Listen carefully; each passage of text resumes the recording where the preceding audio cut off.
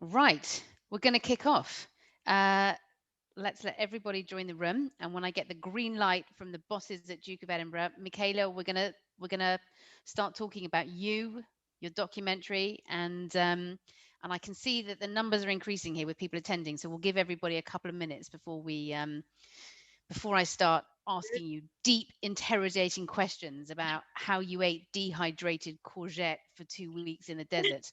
I've got a I've got a long list of very intelligent academic questions for you, and then I've got some questions Wonderful. which I'm sure that you'd expect along the lines of how does one do 2 weeks on dehydrated food? That's high on my list, but I'll save it till we get further down the clips. Sounds good. Sounds good. Where are you joining us from today, Michaela? I'm actually home in Slovakia for the first time in 2 years. I was finally able to go home, so I'm very happy to finally be back. But that means I'm in my parents' kitchen. You see, kind of the refrigerator and stuff behind me. But I'm oh hiding well. my background with my nice white background, which I Ah, thought was the best awesome. thing to do. I should have thought about finding a picture of myself when I was in my teens, when I first did my Duke of Edinburgh, because I bet if I really hunted, I could find one. You know, and I think we should give everybody a couple more minutes because I can see the numbers increasing, and I think we want to make sure that we kick off when everyone's online. But I bet if I hunted, I mean, it's quite a long time ago now. It's an embarrassingly long time ago. But I bet if I had a really good hunt, there will be a picture of my school friend and I having very poorly baked beans, very poorly baked beans from a sort of very metallic looking, unhelpful small tin pot in the middle of the British countryside. And I often think to myself, wow, I wish I had done DofE in a country where the sun shines and where it wasn't a given that you were going to get absolutely soaking wet. But unfortunately, that's good So old UK. actually, I for my gold award, I had both extremes. I had the British weather. We went to the Peak District for the first expedition. Yes, that was we were soaking wet the whole time. Even at night camping, you can't buy anything because it's all humid and wet all around you. So for like 4 or 5 days, we were just cold and wet the whole time. But then for our final expedition, we ended up going to the Alps in Bavaria in Germany, and it was a heat wave, super hot, and we actually struggled to find water. So it was the exact opposite extreme, and we had to like completely change our route to find rivers and then try to filter the water and everything. And some people struggled with dehydration. So, Oh my gosh. you know, Michaela, I think what we're going to good. establish during this call is that I often think I'm hardcore, but actually I'm just kind of low core and you're hardcore. And with that, I think maybe we should kick off because we've got people joining us I can see from all around the world. But I want to make sure that we use the time wisely. And so I think maybe we should start by just doing a little very quick introduction and welcoming everybody here today. So thank you to everybody for joining us on the first Alumni Connect event. I'm really thrilled and honoured to be asked to host this wonderful new series that's been created to effectively have the opportunity to have conversations with really interesting DOV award holders around the world that those of us interested in space and movies and all the other guests coming would love to hear from directly. Really quickly about myself, for those that don't know you, my name is Emma Sinclair. I'm an entrepreneur. I am the youngest person in the world to float a company on the London Stock Exchange. For anyone who doesn't know what that means, effectively, I did something at 29 with my business that hadn't been done before and hasn't been done again. My current day job is I am co-founder of my third business. We're a software business called Enterprise Alumni, and our software powers the corporate alumni networks of many of the world's leading companies and organizations. And the software that runs the Duke of Edinburgh Award Alumni Network is ours, which we're very proud of. And in my spare time, a couple of other bits and pieces. I'm a business ambassador and mentor for UNICEF. And a couple of years ago, the Queen very kindly gave me an MBE for my services to business. That's a Wonderful. really quick, short story about me and my day job. I think also, given where we are and the occasion that we've got here, Michaela, I think I should very quickly tell everybody that I am, of course, a DOV award holder. I did the Bronze Award whilst at school with my friend, who I used to call Cher then, it was her nickname, who 30 years later is still one of my very closest friends. Our tent was inside out. We were rubbish at using the compass. We were terrible at camping. And all these years later, I'm still not a camper. And I thought that one night in a tent in the British countryside was tough until I saw the Spacedrop documentary that, of course, we're going to talk about today. So that leads me to quickly introduce my guest, Dr. Michaela Musilova, who is, of course, a DOV award holder and these days an astrobiologist and an analog astronaut. So, Michaela, could you tell us a little bit more about yourself? And in fact, you're going to have to help me understand what an analog astronaut is. Okay, well, hi everyone, greetings. Normally I would say aloha from Hawaii, but I'm not in Hawaii, alas. I'm back home in my home country of Slovakia. Very happy to be here after being gone for 2 years, partially because of the pandemic. All right, yeah, so I'm an astrobiologist. That means that I'm looking for life in space, but I'm also trying to understand how life came to be on Earth. But I also focus on the human aspect of life in space, whether we can live on other planets. And that ties into my other title, as you kindly introduced me, of analog astronaut. That means myself and other people who call themselves analog astronauts, we try to live and work as astronauts on the moon, Mars, and other space type environments, but we do that on Earth here to test as much as possible all the equipment, technologies, food, and things like that that we'll need to be able to survive on, for example, the moon or Mars. But we also focus on the human side of things. Who are the best types of people to send on these long duration missions?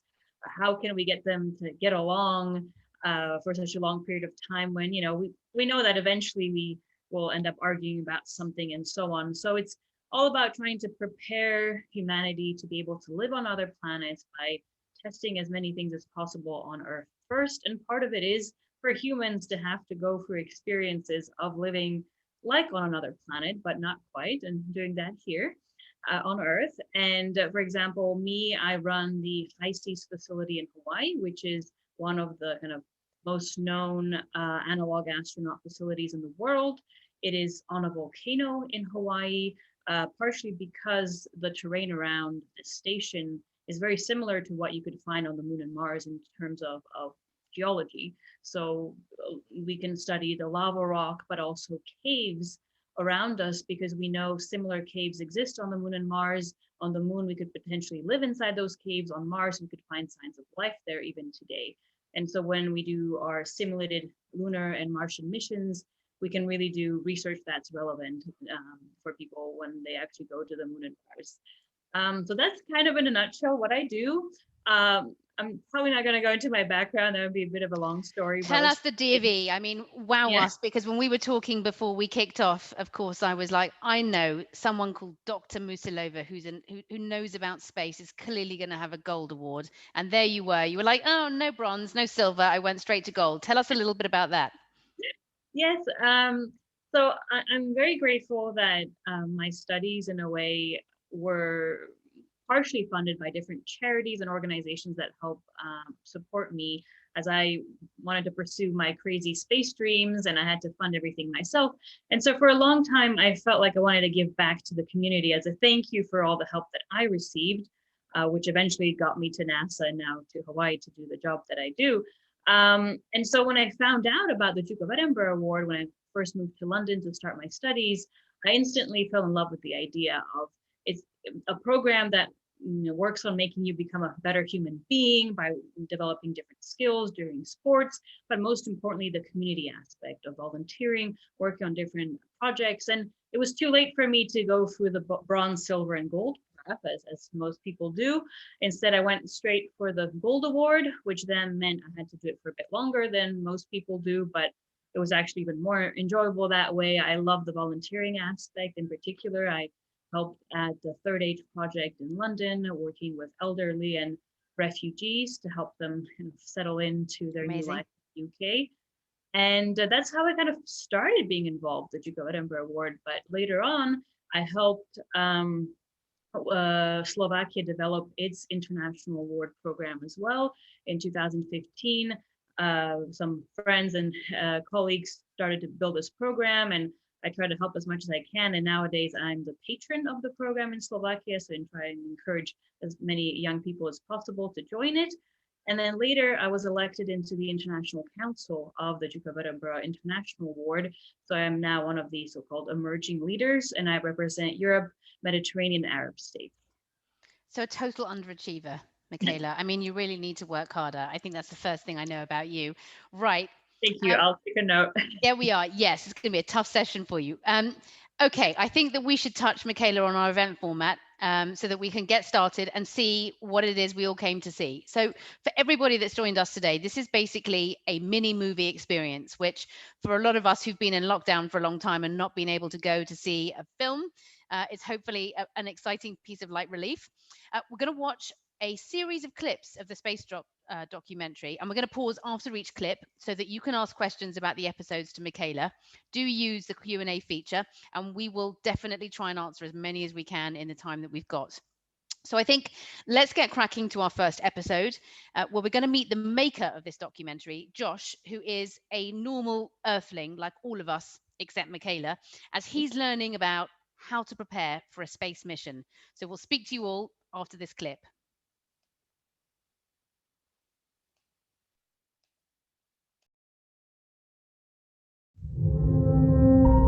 We are building the first interplanetary ship. We want to make sure there's a seed of human civilization somewhere else. It's important to get a self-sustaining base on Mars.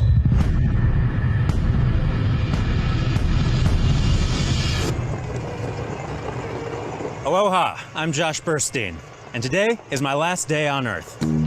Let's face it, the Earth is not doing so hot. If it's not all the temperature weirding or global pandemics that are going to get us, it's robots or aliens. Armageddon or not, scientists around the world are working on contingency plans. I'm here in Hawaii, one of the most lush places on Earth. Land of palm trees, chirping birds, Kona coffee, pizza with weird toppings, but that's not why I'm here. I'm headed to one of the most inhospitable places on this planet to simulate what would happen if we had to drop everything and move to space.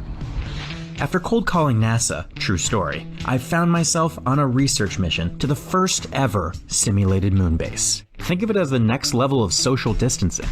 I'll be quarantined in and around a 1,200 square foot dome for 2 weeks with a small international crew of astrobiologists, engineers, and geologists. Real World Lunar Edition is part of ongoing research in the space community to learn how humans will survive the harsh and isolating conditions of other planets.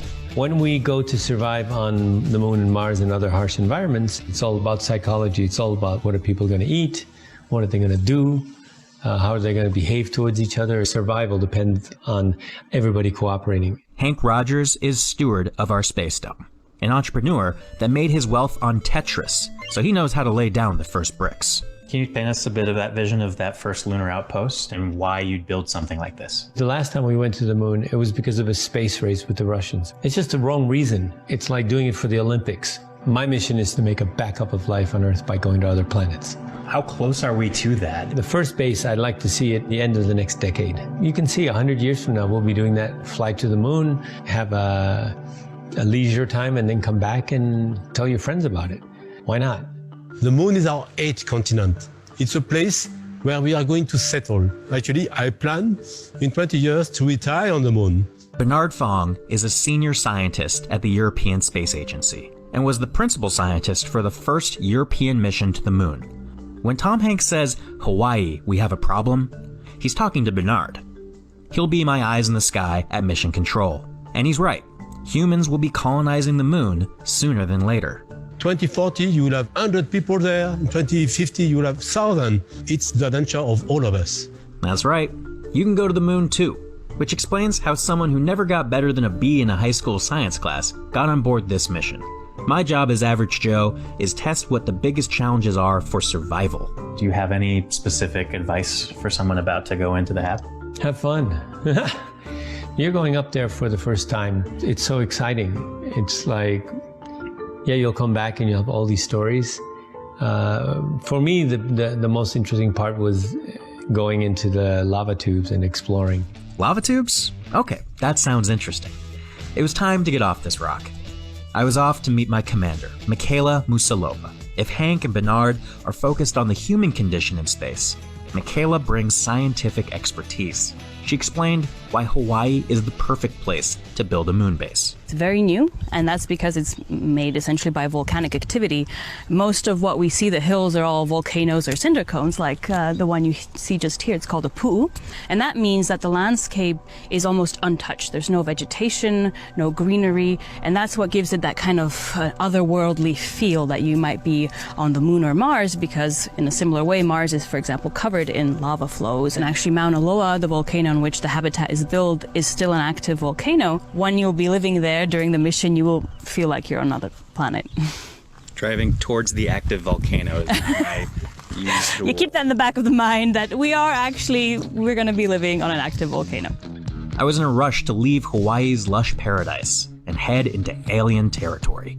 I'd definitely miss it later. Observing the change in scenery was remarkable. Within half an hour, all signs of vegetation were completely gone.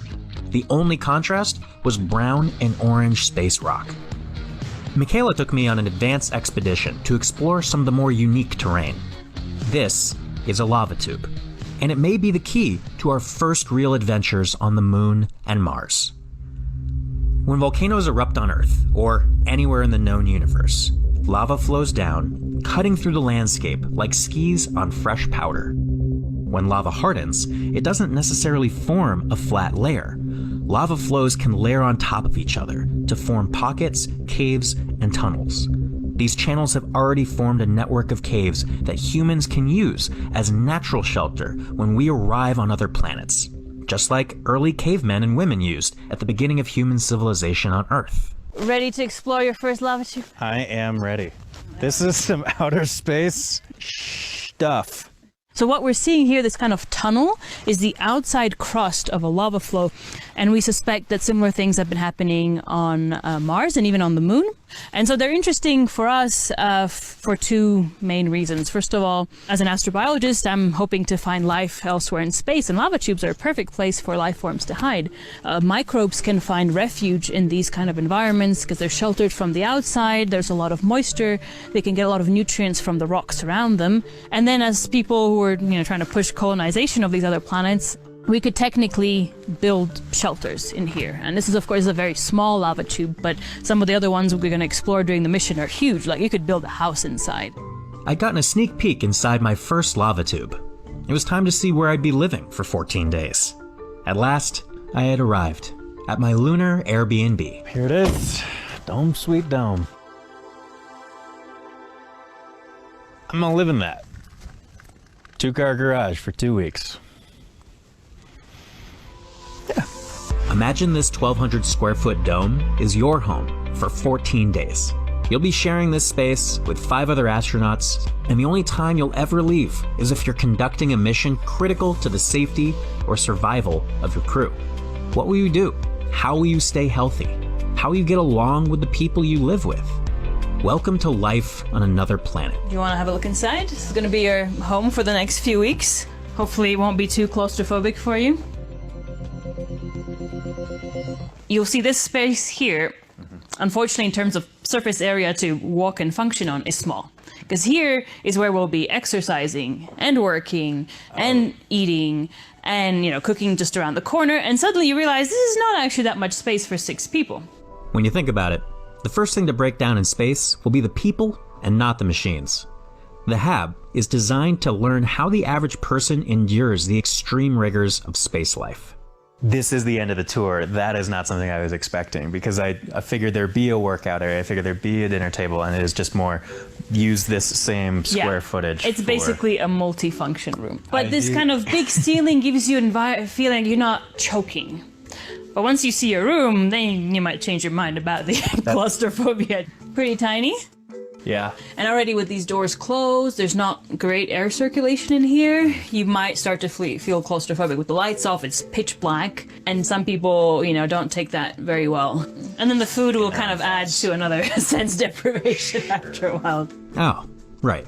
There are no delivery guys in space. Cooking is going to be actually very difficult. Basically, most of your food is powdered. So this is, for example, that's zucchini. Freeze-dried zucchini.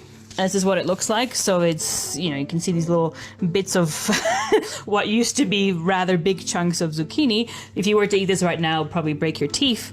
So you really want to put it into a lot of water, let it soak up for even several hours, and only then you can cook it and actually attempt to eat it.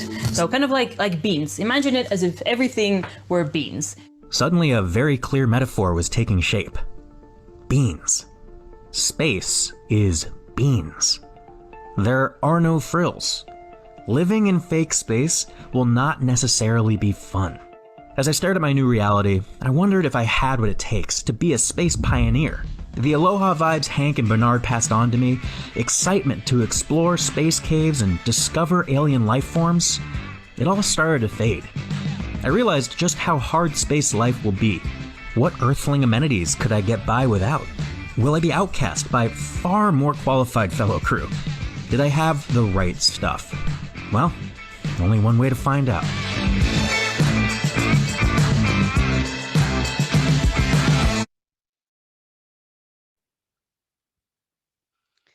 Amazing. Welcome back, everybody. Michaela, 1,200 square foot, harsh environments, backup of life on Earth, living on a live volcano, teeth-breaking dehydrated zucchini, and then Bernard planning to retire to the moon and Hank's crazy plans. Basically, what I took from that, Michaela, is that you're an action heroine, and Bernard has the craziest idea of retirement I've yet to hear, but I love it.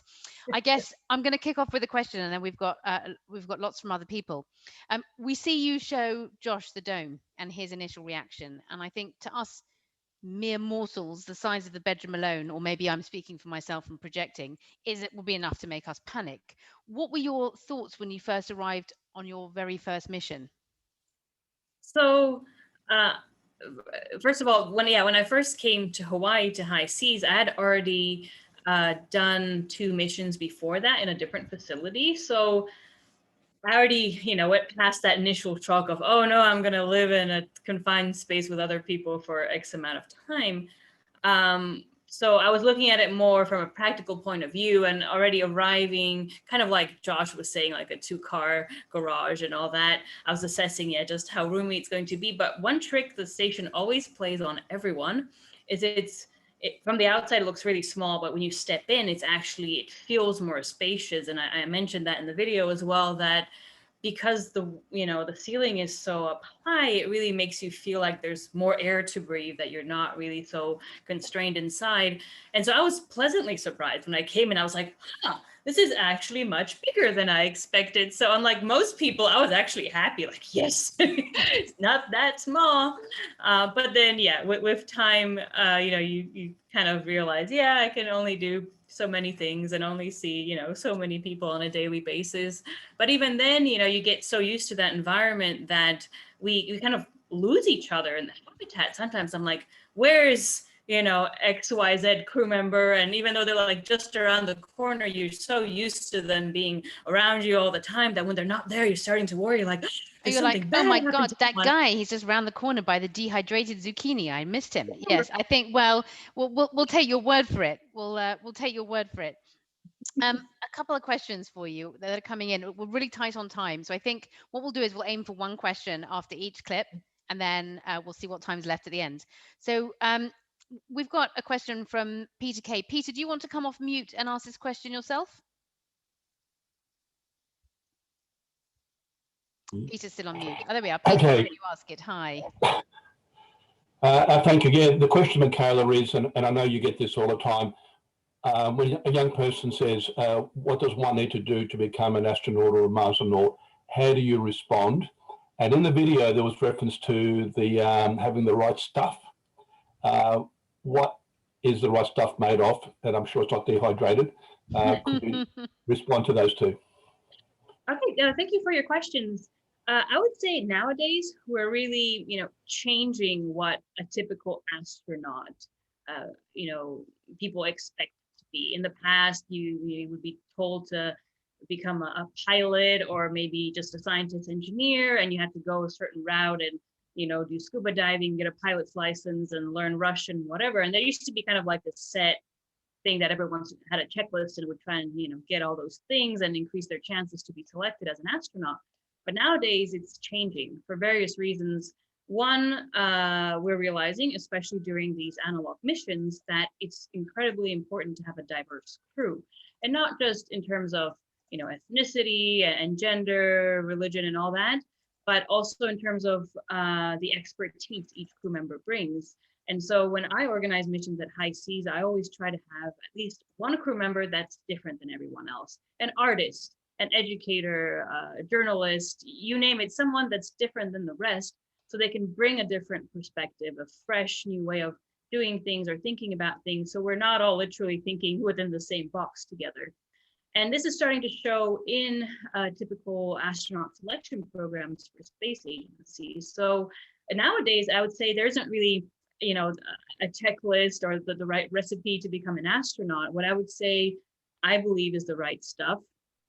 And that, you know, is proven time and time again with all the different analog missions that I've been running, is you should, you know, try and be as open-minded as possible, patient, a good communicator, and most importantly, very empathetic. Empathy is so incredibly important, especially in these small, confined spaces. And, you know, when we have to deal with many stressful situations during missions, you have to realize that every person is reacting to the situation differently. And if you can be empathetic, you can, you know, try and talk to them, see their point of view, and find a compromise or solution that works for everyone. And these are all skills that you can develop by, you know, working with people in teams in different environments around the world. You don't have to just take part in analog missions or do expeditions. You can learn hone these skills when working in different work environments. So nowadays, I personally believe the space sector is becoming more and more open to people becoming astronauts or analog astronauts. You just have to, you know, have the right attitude about it, want to work with others, and you know, try and help humanity be able to do long duration space missions. It's a brilliant answer. Thank you very much, Michaela. I mean, I was going to say to you how people react, the amount of people who are either astronauts or work in space, where I'm like, is it like Hilary Swank in a way? And I don't know a single person who is either an astronaut or works for NASA who doesn't raise their eyebrows at me, tut, and say, ugh, that program annoys me. So I'm assuming people respond better. People respond better and differently to that program, and that's not an example. I think let's head on in, because we've got quite a few clips we want to see as much as we can of the documentary. So we're going to head on into clip number 2, where we're going to take... I've noticed there were some questions come up, so if there's time at the end, exactly, we can definitely come back to those. 100%, yes, exactly. We're going to kind of bat time. We're going to speak as fast as we can, Michaela, and at the end we'll kind of hope to pick up the sort of rest of the questions that are there, even the ones that have been dismissed, which actually I haven't actually pressed dismiss. All of them, we're reading them all, don't worry. Right now we're going to take a quick look at the second clip, which is day 1 of the lunar mission. So over to the DOV team to put that on for us. Okay, here goes nothing. I'm about to embark on my 14-day mission living in the first simulated moon base. What do you need to know to survive in space? Space is harsh, rigorous, unforgiving. So you have to adapt to it because it's not going to adapt to you. And that's going to take the full cooperation of your whole crew. We are an international group that has never been assembled before. Priority is really our safety, our well-being, learning how to work well as a team in these kinds of conditions. You go beyond race, beyond borders, and you have to work as humankind. Doesn't matter where you're from, every hand on deck. We started with a full inventory, medical supplies, food, cleaning supplies, whole audit of what we got to work with. It was a team effort, so that's been going well. You might have seen these sweet new patches. I took the lead doing the patches for everybody and earned the nickname Iron Man.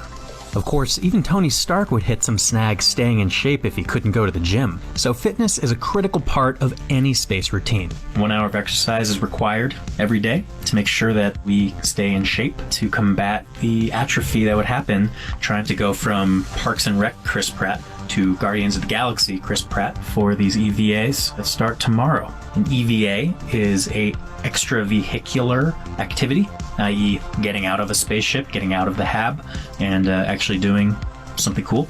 Imagine you can't leave your home without putting on a spacesuit and then passing through an airlock. There's no just going out and getting fresh air. Leaving your home in space means danger, And there are no second chances. You only go outside when absolutely necessary. Because going out there to run an errand could put yourself and your entire crew at risk. We're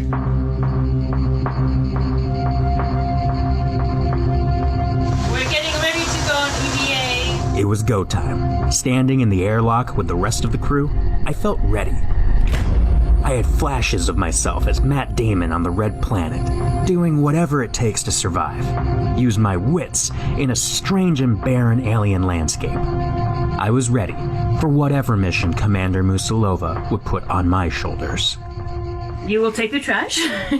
A bit humbled, I accepted my mission and prepared to leave the habitat for the first time. Ready to go? Ready to go. I'll open the door. Niti, we are exiting the habitat.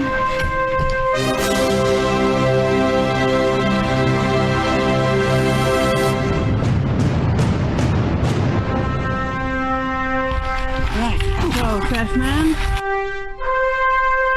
That's one small step for man, and one giant cleanup for mankind.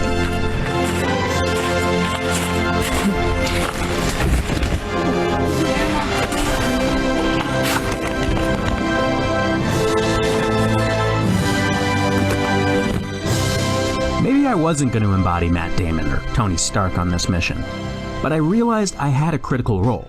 As the non-scientist on the crew, it was on me to help other team members complete their research. As it turns out, this is why our commander allowed me to join the mission in the first place. Every person can contribute in a team. You come here with a skill set, whether you're engineer, scientist, journalist, that's what you think you're going to bring, but as a human being, you can bring so much more. Go Captain Planet! Yay! Someone might need someone to talk to them because they're feeling lonely or down or whatever it is. We need to develop that good feeling amongst each other. That will then really help the team accomplishing our main goals. The first EVA taught me my purpose on this expedition was not to be the hero. In fact, I had a new identity. I'm just here to be Sriracha and make everything a little better. The Sriracha we don't have up here. Bottom line, when the stakes are high and resources are tight, everyone has to play their part. You have to learn to do more with less, and adapt, and appreciate the little things, like spices.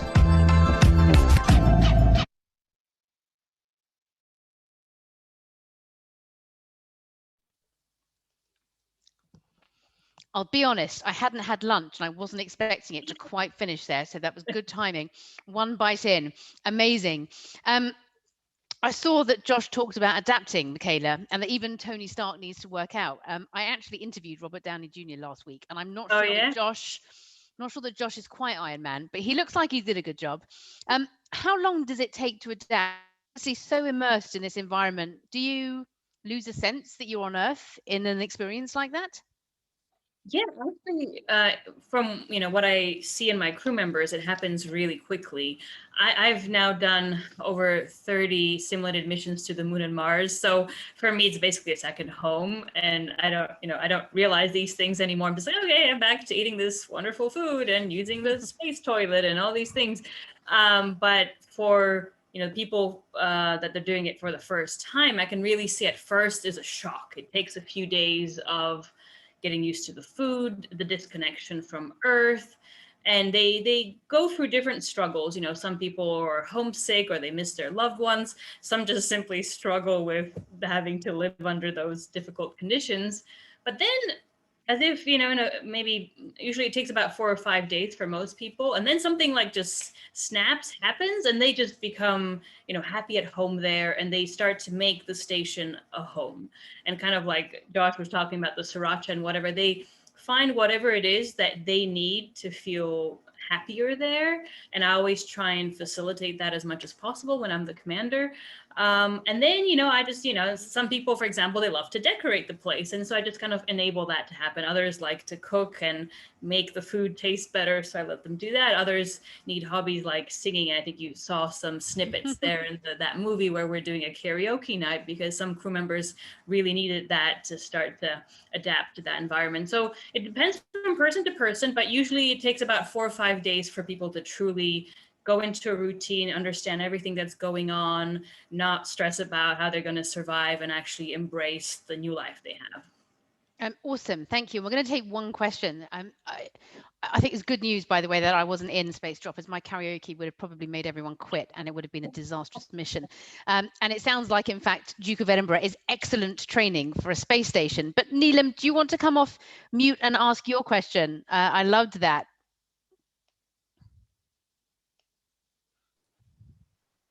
Hi, ask your question, Neelam. Hello, I had the chance to actually meet you in Prague, so very proud to see you there. My question is actually, what kind of task would a journalist or an artist do during your mission? And is there any chance for a lawyer? Well, Neelam, if you're asking, we've got this on camera. So if Michaela says yes, then we know that this is a fast track route for you being to a space station. Thank you. My words wisely. No, I joke. So kind of like you saw actually in this episode, it was a perfect way to show that even someone like Josh, who thought, you know, he wasn't really sure how he's going to contribute and he thought he would have to be a hero character to make a difference, he realized that just by being himself and cracking jokes and trying to make us all, you know, bond together better, he could actually make an even bigger contribution to the mission. So many times, even though, you know, your area of expertise may not be typical for a space mission, if you're a person that can be empathetic and help others, or is a very funny person, or has some skill set that can contribute to the mission in some shape or form, it would always be very welcome. And of course, that means then I have to give you other tasks, like we kind of joked in that episode just there that I made him take out the trash, but he did do much more sophisticated things too, don't worry. So I always make sure people are busy because we don't want people to be bored on missions. But yeah, you were also asking about journalists and artists. So usually journalists become our science communicators and they write a report every day about what we did. And I let them interpret our activities whichever way they want. The most important thing is I want the public who's reading these posts on our social media channels, or I write articles for space.com, for example. I want people to be able to connect with the experience we're having during the mission. So I want it to be done in a kind of human way, accessible way, funny way, you know, whatever way you want to do it, but make sure the public outside our simulated space environment can understand what's going on. And artists, I usually give them, you know, a free hand to do whatever they want, let themselves be inspired by the environment. Sometimes they create artwork, cave paintings or installations, beautiful photographs, you know, whatever. I just let them do their thing and they usually find plenty of stuff to do. And they could stay in that habitat for a year with all the inspiration they get. I'm trying to work out what my skill would be start a space business. That's probably what I would be busy doing. It's a popular thing these days. Yeah, exactly. Everyone needs an entrepreneur. Well, not so much in space, I'm not sure, but I'm hoping. Right. We're going to head on in to episode 3. So in this episode, we dive into astrobiology 101. So we search for signs of life inside lava tubes, and we find lifestyles inside a lunar habitat that's not at all glamorous. So let's watch that and then get your feedback back. Space vlog day 2. It is hitting me. I am on the moon. I'm now in my first week of our mission inside a simulated moon base. So what are we supposed to be doing here anyway? We actually have a lot on our plate for a 2-week mission, and that is to test various scientific and technological experiments, equipment, do surveys of the area, mostly from a geology perspective, and document all of this. If I was going to be a value add in space, I'd need to cram Astrobiology 101 fast. Tried my hand at mining for samples. It was an arduous hammering job with a chisel, but I am now a helpful apprentice to a geologist. One of the main research goals is to test similarities in Hawaii to what we might find on the surface of the moon or Mars. One of the most important discoveries is a white, powdery substance I've dubbed space. It bears a strong resemblance to photographs captured by the Opportunity rover on the surface of Mars. Searching for life on another planet may not look like little green guys. It may be kindling for potential life, like these microbes. I hope I can find comparisons between these rocks here on Hawaii and the rocks on Mars, and hopefully learn something new about hydration processes on Mars. Just like on Earth, microorganisms aren't only found on the surface. One of the best places to go hunting is inside tunnels and lava tubes. Lava tubes could also be a great place to build our first lunar habitat. Just a couple of geologists having a nice weekday stroll through lava caves. Since we won't be hauling concrete to the moon or Mars, natural shelters like this may be our best chance for survival. They protect us from galactic radiation, dust storms, and meteorite impact. And it might be kind of fun to spelunk into a space cave, right?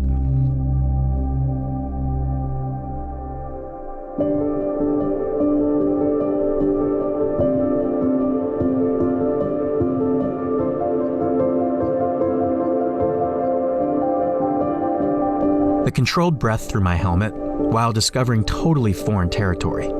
It was meditative and majestic. It was also a frightening reminder that the only place we know that looks like home is our home.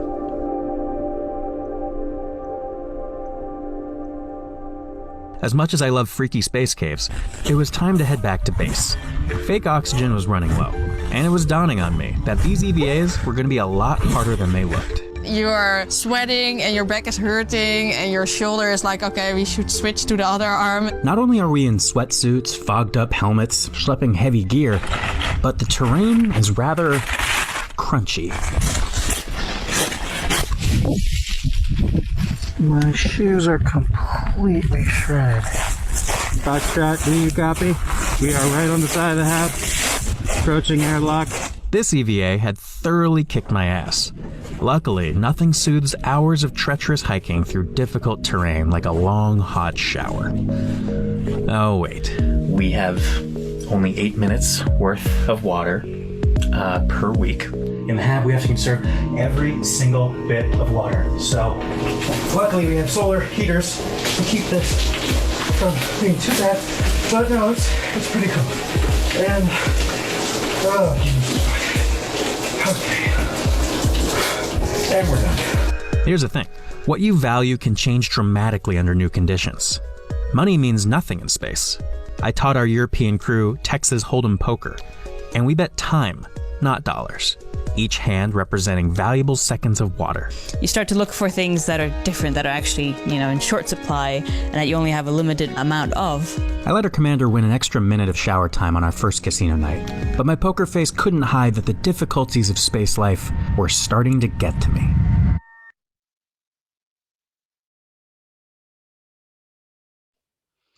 Welcome back, everybody. I mean, obviously, before my first really serious question, I need to know, Michaela, how's your poker? Well, I was good. I love how Josh is pretending like he let me win a minute. I was like, no. It was so funny because ironically, Josh and Sebastian, they were the two that cared the most about shower time. And they were the only two that played poker with me. And it was actually my first time playing ever. And so they completely underestimated me. And I ended up winning, I think, almost 3 minutes of shower time that they lost. And so that was the ultimate irony, like the two people that care the most about shower lost it. So I think I ended up donating that shower time to them eventually because they're like, I don't care, I can go for weeks without showering. So enjoy. Very noble of you, and yes, well done. I'm sure that you must be very good at maths and statistics. So I know I don't play poker very often. Occasionally I do, and I tend to do all right, but I'm not playing against you. There's a long list of things, Michaela. It's one of those conversations where usually I'm like, I'm going to do all these things. There's a long list of things I'm not going to do with you. We're not going to race up peaks. We're not going to go to dry terrain. We're not going to see who can go the longest without wet food. Anyway, quick question for you and then one from the group. These expeditions are, I mean, what I learned when I watched the documentary for the first time and we just saw there is they're not for the faint-hearted. So I was going to ask how you mentally and physically prepare yourself, but I suppose what might actually be interesting is to understand, that kind of not just you, but just how does a person prepare themselves for that kind of removal from everyday life? I would say, what I definitely recommend for people is to do everything gradually. You wouldn't go from, sitting on the couch all the time to doing something like that. You would want to gradually, build up the endurance to be able to even just walk in that terrain. And here, it's important to realize we're at 2,500 meters in altitude. So that also really has an effect on your breathing. Everything is so much more difficult. You run out of breath just going up the stairs in the habitat, at least the first few days. So I always recommend to people who want to do a mission at high seas is prepare in advance, do regular exercise, start climbing up hills, do things like that, carry backpacks. I had a crew member who for weeks before coming just started adding more and more weights to their backpack and carry it around. Others joke they have to get a motorcycle helmet just to feel, the weight of the helmet on your head all the time. So it's things like that you can do. But the mental aspect, it's difficult to prepare for that. But the best thing I always tell people is, or that works for me, is prepare your family, friends, work colleagues, or people who you communicate with regularly that you're going to be offline for a while. Because nowadays we're so connected everywhere that it's really a shock to suddenly not being able to message your friends and loved ones, or even your colleagues to answer their questions or something. So give everyone plenty of notice, prepare, put backup plans in place, and really, go into the mission feeling like you got everything covered. Because the worst thing is you get there and you realize, oh no, I forgot to tell so-and-so that this is happening, and then you just stress about it for days. So yeah, do as much preparation as you can, but some things you just can't really prepare for anyway. Yeah, no, I'm listening to this whilst we line up Haley to come off mute in a second for her question. But I mean, you talk about all these preparations, and I'm like, I think we've all come out of, COVID lockdown in different ways. And I'm listening to all of this and I'm like, this sounds very difficult, which is why I want Haley to ask her question, because it sounds like some people haven't been put off. Haley, do you want to ask your question? Hi, I was just wondering, if anybody can sign up to be like the average person to go into the HAB, or if it's like, I don't know, like a volunteer thing. You're not put off, Haley? After watching all that and dehydrated zucchini for 2 weeks, you still want to know the answer? I mean, it looks pretty cool, I think. Michaela.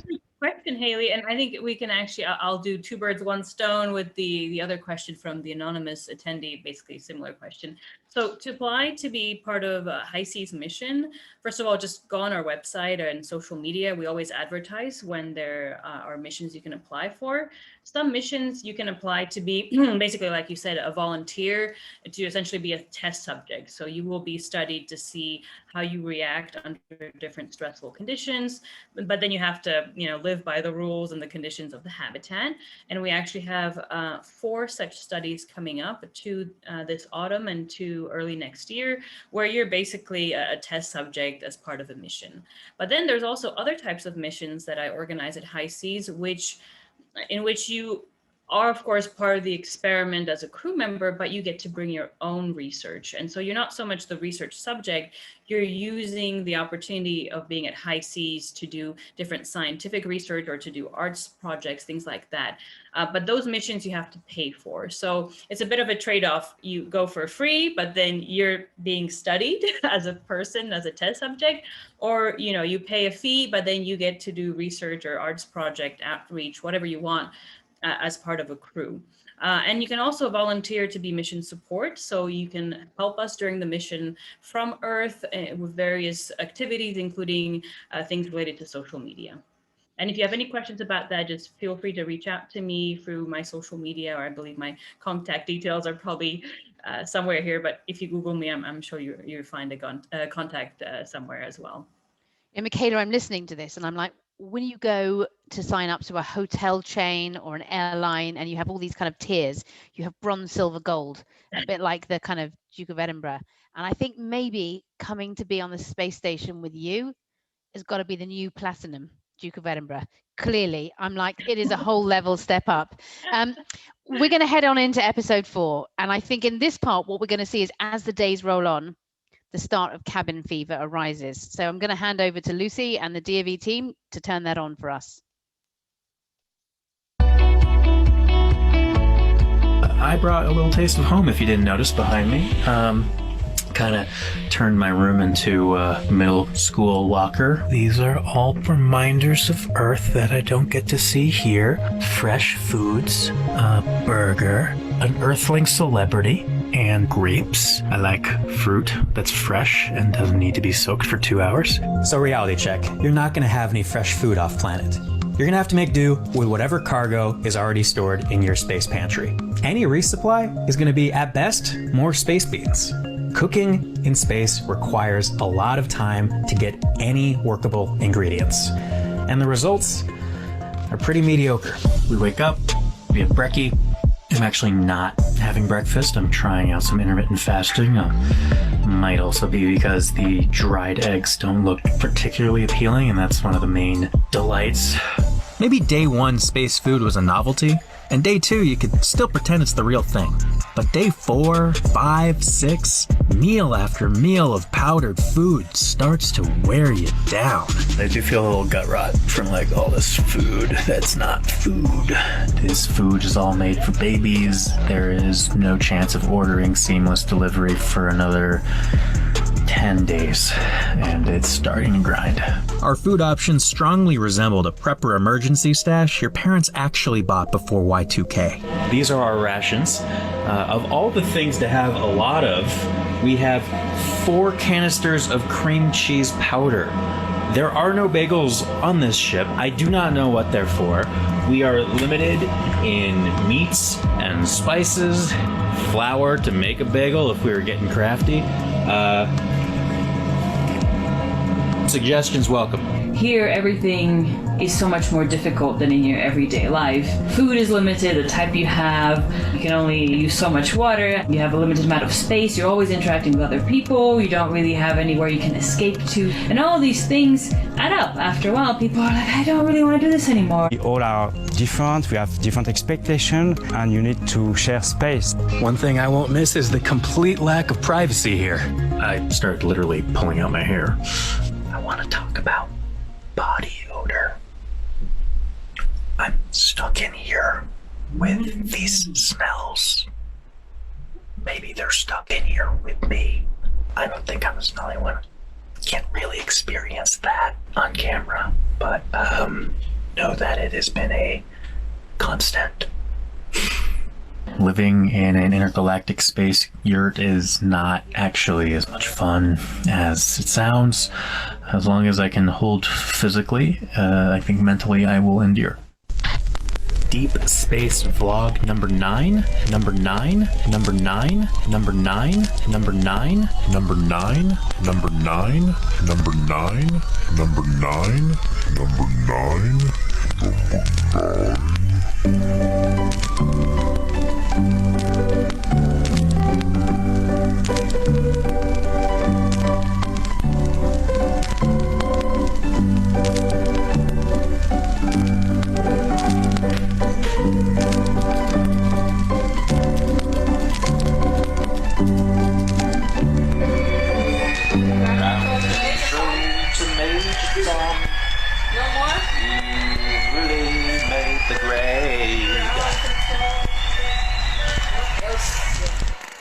Can you hear me, Major Tom? Houston, we've officially lost it a little bit.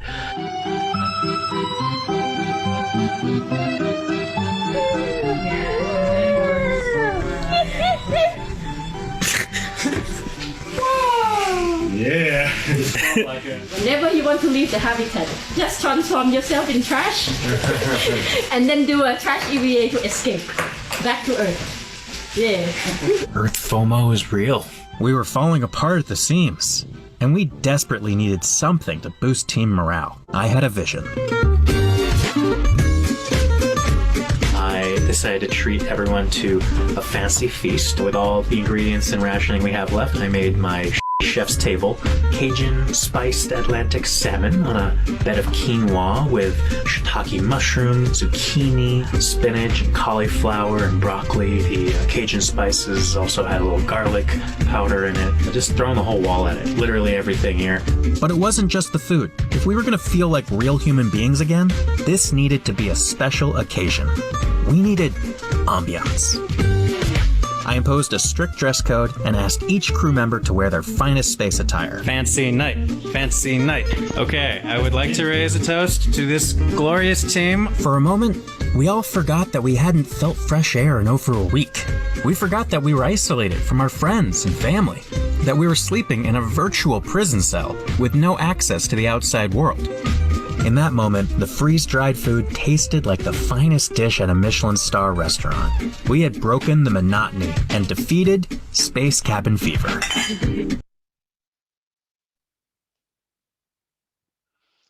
Wow. Brilliant. So, Michaela, obviously this episode shows us about you getting through the downtime together and finding entertainment where you can. I've never called being dressed in a bin bag entertainment before, but clearly that's what it was. I wonder, can you share, were there any truly funny moments that you experienced in the off time with your crew? You know, what were those moments of light that you experienced with people I presume you didn't know before? Yeah, so I mean, with, you know, each mission, each crew is different, has different preferences, but one thing that seems to be a constant source of entertainment for every mission is a tradition that I started, and that is to keep a type of time capsule. We just call it the Easter egg of the habitat. And it started off with a USB, and now it's like a whole big container full of things, including the USB and other treasures. Crews pass one to the other, and with time it just accumulates with more things, and it gets hidden in the lava terrain or in the caves.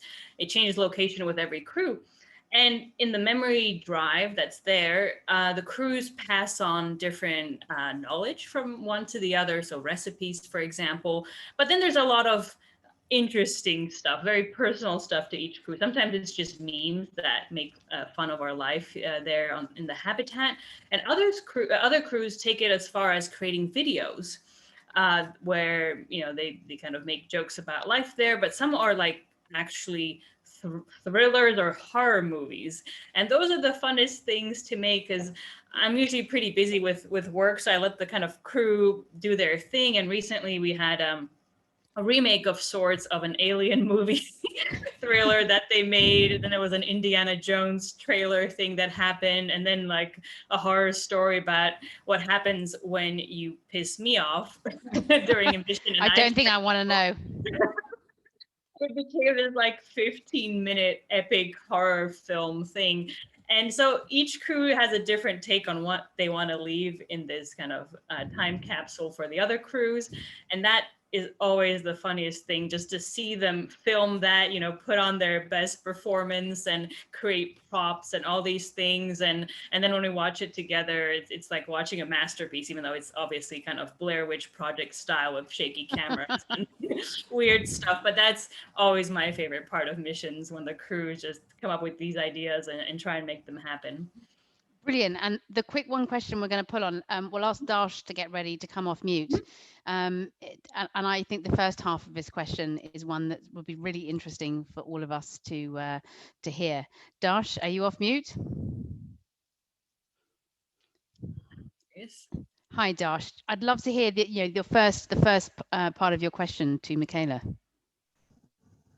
Hello, and thank you so much for this opportunity, Emma and Michaela. It has been a great experience listening to both of you. And my first question is, how has your experience as the director of High Seas changed your life, both personally and professionally? And also why everyone needs to consider applying for High Seas. But I think after watching this video, everyone must be really fascinated with it.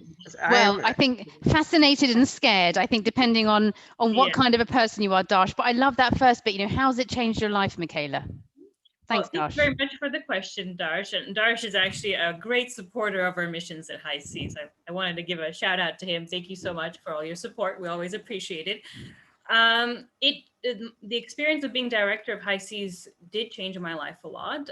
One of the best parts of the experience is that I get to work with incredible people from all around the world on essentially a daily basis. And when I'm on mission with them, whether as a crew member or commander, they become family for me. And I mean it when I say I have space family literally all around the world these days. And I try and keep in touch with all of them. We all have like different groups on social media where we chat, we share information. And I'm so grateful to have that experience and access to these amazing people. And each mission brings something new to my life. So it's been very rewarding. And that's one of the reasons I definitely encourage people to apply to do missions at high seas or other analog facilities. But also, as you've seen from the documentary so far, it really changes people. It helps people appreciate what they have in life more, to be less wasteful with food, water, things like that. But also to learn to live and work with other people, which is so important, especially nowadays after we've all been going through the pandemic. Even when you can smell their body odor 24/7 by By the sounds of Josh's issue there. Amazing. Well, look, let's go to episode 5, where we're going to move outside of the cabin. And I think it's the last time that we're going to see an expedition to a new lava tube. So over to the team to put that on. After 9 days in isolation, the crew had started to lose their minds. Fortunately, Fancy Night rejuvenated our spirits and made us feel like human beings again. We all needed to bond together for the sake of the mission itself. It unites everyone, because to go there, it's not a solo project. You have to do it with the whole world. We're in this together. We are one space force under one hab. Together, we were learning to adapt. Isolation wasn't going away. The difficulties of space life weren't going away. But we were tolerating a new normal. We managed to get a kind of status quo, and this is part of the challenges of the very long-term mission. That attitude is extremely important, the happy team spirit sort of thing. If we would be able to keep that up to some degree for 500 days, then that would be a very successful mission. We're working towards a 500-day round trip to Mars, so can't exactly be patting ourselves on the back just yet. But maintaining a healthy crew dynamic and open dialogue is absolutely essential to thriving in an isolated environment. And we'd done that. Now we can focus on our work. Freaky space caves. Had a really good cave outing. Here I am in a lava tube. We're taking some samples. Just another day at the office. As analog astronauts, this is exactly what we need to do on any mission to Moon, Mars, Io, Alderaan. We hit pay dirt. Big fresh batch today. We caught our second wind, and with just a few days remaining, it was time to plan an audacious final exploration. Satellite maps showed a promising new lava tube. Only catch, it was farther away from base than any area we'd traveled yet. As far west as we could pioneer, across many different lava flows. Incredibly challenging 90-minute hike.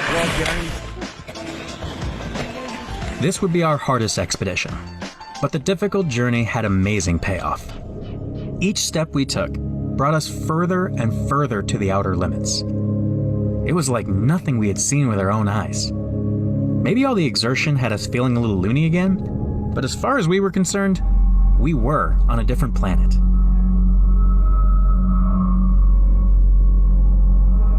I really felt like I was there on the moon.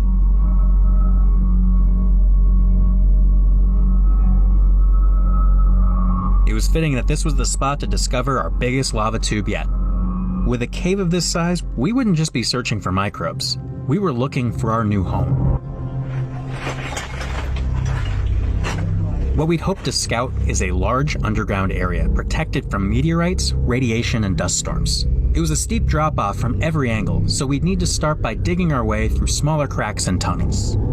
This is the most moony place. I would not recommend this experience to anyone claustrophobic or with hesitations bumping up on extraterrestrials in a dark underground tunnel.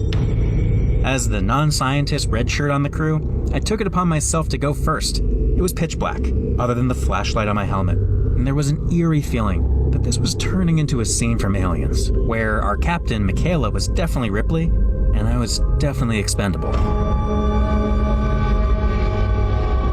But I pushed on, and courage was rewarded. There's just like this massive hole down your way.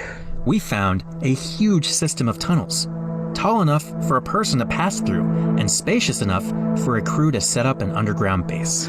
I'm afraid the train's gonna come through. This naturally forming tunnel is perhaps the best preview on Earth of what foundational shelter will look like when humans first arrive on the Moon or Mars. Man, that's crazy. I mean, if I was a moonling... this final mission had not disappointed. The cave was our most impressive discovery, and we had a lot to share with our colleagues back at Mission Control. But at some point, we had lost our way. And as we struggled to find the exit, we also realized we'd been out here for over 2 hours. In fake space, our oxygen supplies were starting to run real low. And in real life, we were exhausted. We needed to get back to the hab.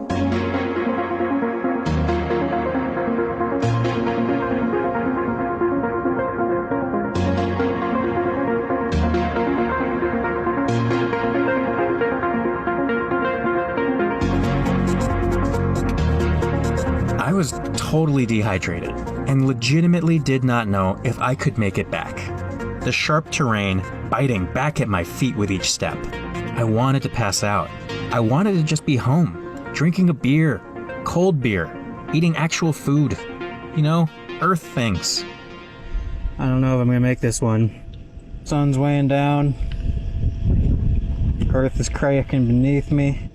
This is the grand finale, the longest march. Furthest, hardest. And I'm feeling it. But the things we do for science. My mind splintered into a pure fantasy of what I missed most. I could feel an ocean breeze, smell the salt of the Pacific, hearing children playing in the sand, and most gloriously deep breaths of fresh air, rays of vitamin D healing my aching body. A return to Earth's sensations would be so good.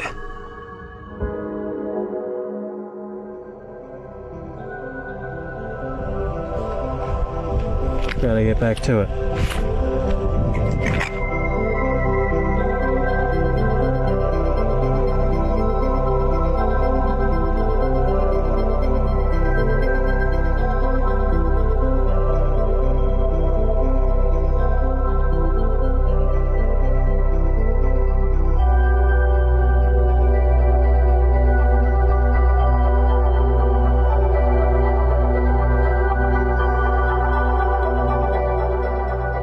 This moment reminded us the self-reliance required to survive space.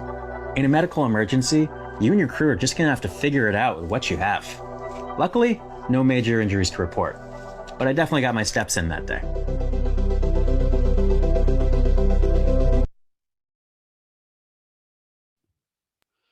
This feels like such a decadent thing to be doing in the middle of my working day. I'm like gripped, Michaela.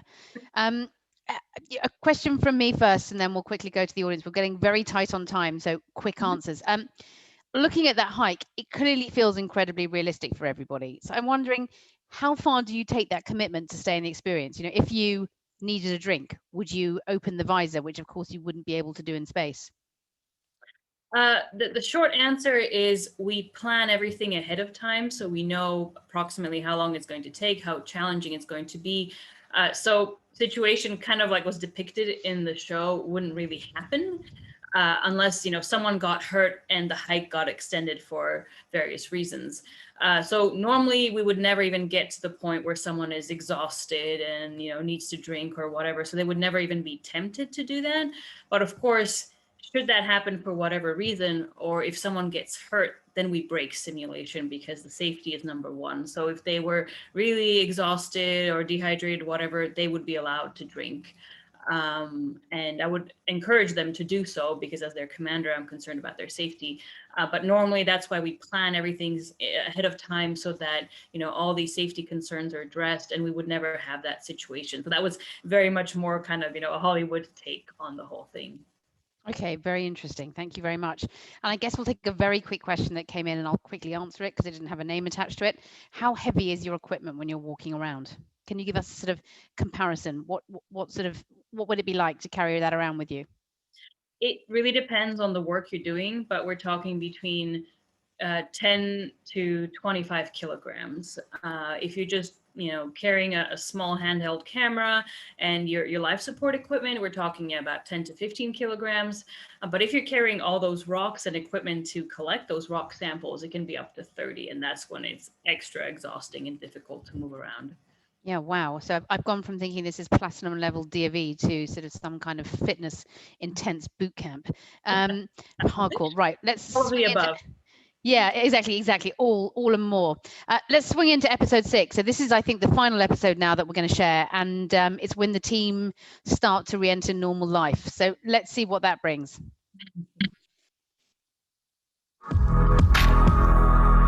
After 2 long weeks, the mission was coming to a close. What do I miss? These 2 weeks, I have missed the wind on my face. I have missed the ability to just walk outside, take a stroll, some ability to interact with other people. Fresh fruit, vegetables, that crunch that doesn't happen when you have dehydrated food. It is getting close, and I'm thinking about that first meal. I'm thinking about that first drink. I'm thinking about that, jumping to the beach and all these other things, and then getting ready to go back into orbit and touch down on Earth and, I don't know, deal with reality again. Before it was time to deal with reality, we had one very special EVA left. Our final day greeted us with an incredible sunrise.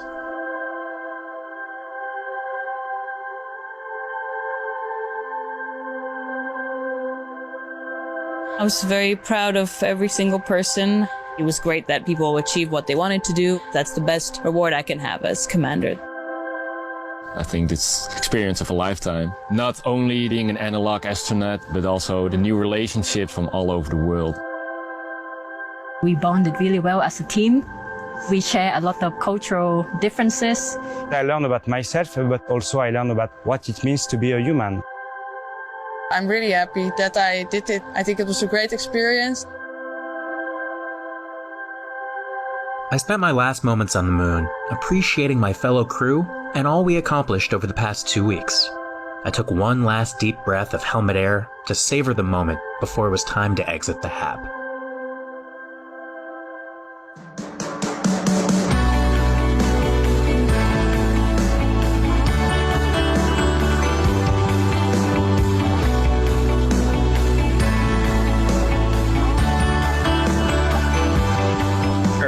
Is the best.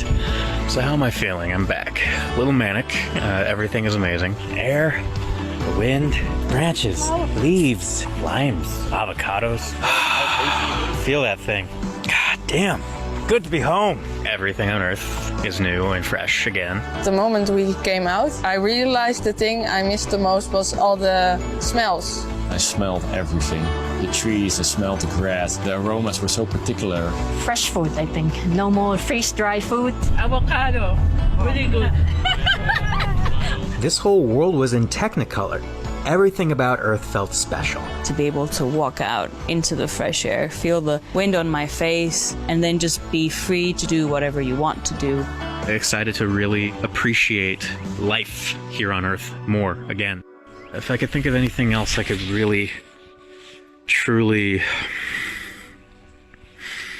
not have to do again, it would be really hard to not be able to see another new person. We all know these feelings a little too well. Breaking developments in the coronavirus pandemic. When forced to change every aspect of normal life, you start to realize how much you take for granted.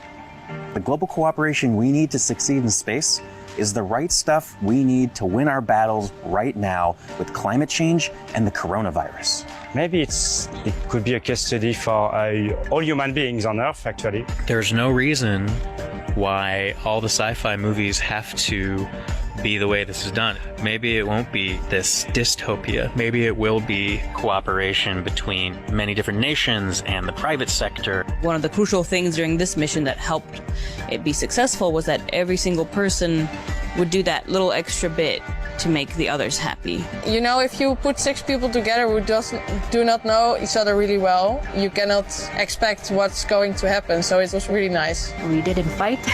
We didn't kill each other. Not yet, anyway. I really felt the best of human nature showed itself in those 2 weeks with these 5 strangers. Everybody pitched in. Everybody became what they needed to be. So I feel like we had the right stuff in the weirdest way. Even though we came in as total strangers, the biggest takeaway from our mission was that the human connection is the greatest X factor that can make or break us. I would miss my European space crew, but I sure was glad to be back to normal life again. I still catch myself enjoying the little things. The first taste of a really good cup of coffee, fresh fruits and vegetables, a walk outside with a good friend, a cold beer at a local pub, and sure, I still get a little Space Dome nostalgia from time to time, but I hope I never have to leave Earth again.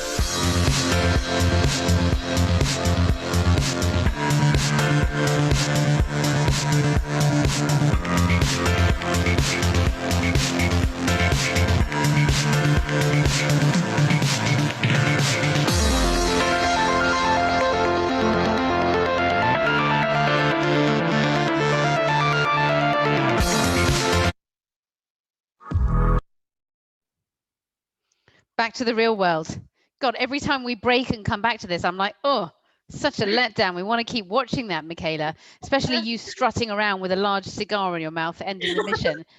Very, very, I can just imagine now. So what I'm getting is poker, just, fighting over kind of like water and then like ending with a massive, very Bond-esque.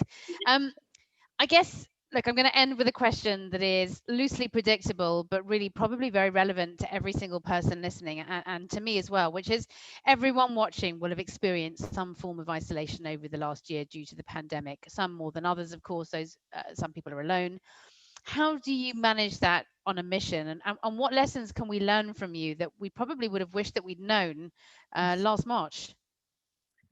So, I mean, a lot of things I believe people probably, figured out themselves for everything that we've been through together in different ways around the world. I think one of the number one things is communication. Just keep communicating with your loved ones, friends, family, colleagues. Nowadays, again, we're so well connected around the world. So use those apps and devices. Don't let yourself feel isolated, because even those people who were alone in their homes, they could still call people. And if you're experiencing that today, please, don't hesitate to reach out to others, because even being able to be on the phone with someone can help you so much. And, in our situation, it's actually a little bit different, because you're forced to be together with 5 other people in such a small space and deal with all the challenges every day of what we have to face. And so, we're not necessarily lacking human connection, but more connection with particular people that we miss. And so again, it's just an exercise of dedicating time during the day to write the email. Yes, we have to do it by email, no fancy apps, to communicate from Mars or the moon with Earth. And so it's really, keep in touch with people, keep communicating. It's so important not to let yourself feel isolated. If you have any problems, talk about them, really reach out to people. Don't let it kind of condense inside and explode inside of you. And that's something I tell the crew members. If you're struggling with something during the mission, again, talk about it. Come to me as the commander or whoever you get along with on the mission, and talk about it. Really don't let it bubble up inside of you. And, that applies to people living in isolation or in other difficult conditions. Really, don't let those emotions accumulate. Instead, try and deal with the situation. So it's things like that I would say are probably the most important lessons to share with others. And then I would say also practical things, and hopefully most people experienced this over the last year, and something, try and diversify your life and environment. There's only so much you can do inside a home, but even changing around the furniture, painting, or what you wear, what you do, even those little changes can be so gratifying when you're stuck in the same environment all the time, which is why, for example, during missions, I encourage my crew members to decorate the habitat, add their own touches, do their videos, whatever it takes for them to feel at home, but also to feel like there's some variety and you're not just stuck in a prison. So that would be another really important thing to think about. Yeah, I didn't even think of that during lockdown. Why didn't we move our sofa 5 centimeters to the right? It could have been the radical change that we needed. Well, look, Michaela, we had a lot of questions that we got through, a few that we didn't, but I want to thank you very much for joining us to share your extraordinary story. Fascinating to have a quick look inside what it takes to become a Marsonaut, and also get an opportunity to kind of rehash some of those great moments in the documentary and get your immediate feedback. Phenomenal. And I'm sure that everybody listening is joining me in thanking you. I guess you and I both want to say that if anybody else has any follow-up questions for us, you're on Twitter on astro_Michaela, and I'm ES_entrepreneur. And I know that we'd both welcome hearing from anyone that joined today with their feedback and their thoughts and anything we didn't get time to answer. So really, that's it. Thank you for joining us for the very first Duke of Edinburgh Alumni Connect event. We hope you enjoyed it. We look forward to seeing you at the next one. It's always a wonderful thing to be part of something on day one, and that's what this is. And so, you know, it leaves me to say, have a brilliant rest of week, and thank you. Thanks to everyone joining us from around the world. Appreciate your questions. And yeah, sorry if we didn't get to your questions, please don't hesitate to reach out through social media, or I'm sure you can find us elsewhere, and I'd be happy to answer your questions. Well, clearly there's gonna be a flood of people applying to be to not shower and eat dehydrated zucchini. I got to tell you, I'm obviously not made of the strong stuff. I'm going to be on the sofa. I'm going to be clapping for everybody who's doing this, willing you on, and reading about it on social media, probably eating my popcorn. We need that too. We definitely need that kind of support. So that's welcome as well. We should all know who we are in life, right? Phenomenal. Well, look, thanks very much. And thanks, of course, to the Duke of Edinburgh team and everyone behind this who got this all running smoothly. So everybody, lovely to see you, and thanks very much. Bye, Michaela. Everyone, take care. Bye.